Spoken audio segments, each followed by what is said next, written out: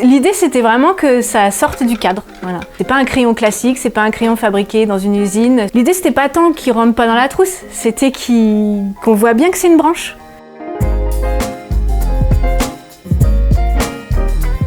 Donc aujourd'hui, je vous accueille à l'atelier du crayon.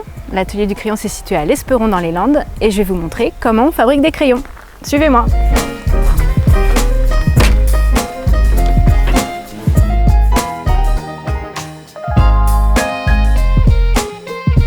Donc l'idée, c'est de fabriquer des crayons dans des branches d'arbres.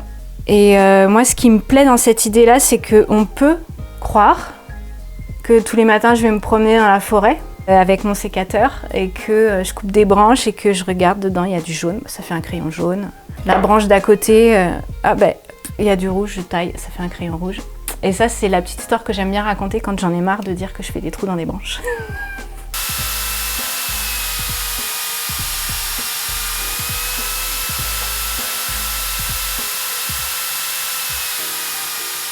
Donc moi, je viens de la fonction publique territoriale. Je m'occupais de culture, de communication et d'action culturelle. C'était super intéressant. Mais il y a un moment, au bout de 10 ans, où on s'ennuie dans ce qu'on fait, et j'avais envie de changer. Je ne savais pas trop quoi faire. Et puis, par des rencontres, j'ai atterri pour une saison estivale en Auvergne. Et là, j'ai rencontré quelqu'un qui fabrique des crayons dans des branches d'arbres. Et ça, je trouvais ça extrêmement poétique. Pouvoir transformer une branche en un objet pour créer, je trouvais ça vraiment génial. Voilà comment est né l'atelier du crayon. Donc pour faire un crayon, moi je pars de la branche. Et donc pour ça, j'utilise toutes ces bottes. Là, on a... moi, ce que j'aime bien, c'est toutes ces nuances-là qu'on peut avoir avec les petits dessins sur l'écorce. Une fois que je suis allée chercher l'osier, je le ramène à l'atelier. Et je vais le placer ici pour pouvoir le couper. Et là, je vais vraiment couper le bois. C'est calibré, hein. Et pourquoi 24 cm et pas 18? Parce qu'il n'y a que 18 cm de mine dans le crayon. C'est vraiment pour qu'on voit que c'est une vraie branche. Si je prends ces branches-là, là, on peut pas se demander si c'est vraiment du bois, quoi. C'est vraiment du bois.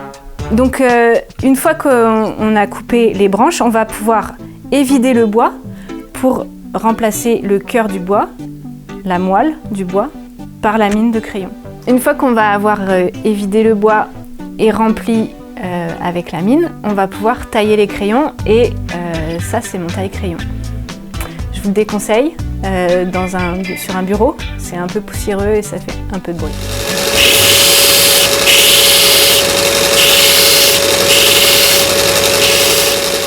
Pour moi, le truc le plus précieux dans la vie, c'est comment est-ce qu'on peut disposer librement de son temps.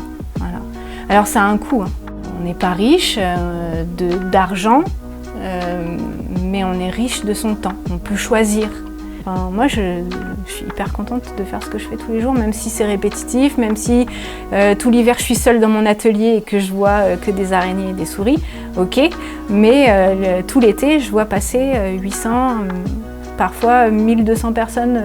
La plus grosse saison que j'ai faite, c'est ça, 1200 personnes à l'Esperon, dans un petit village des Landes, au milieu de la forêt. Voilà. Et ça, pour moi, c'est important.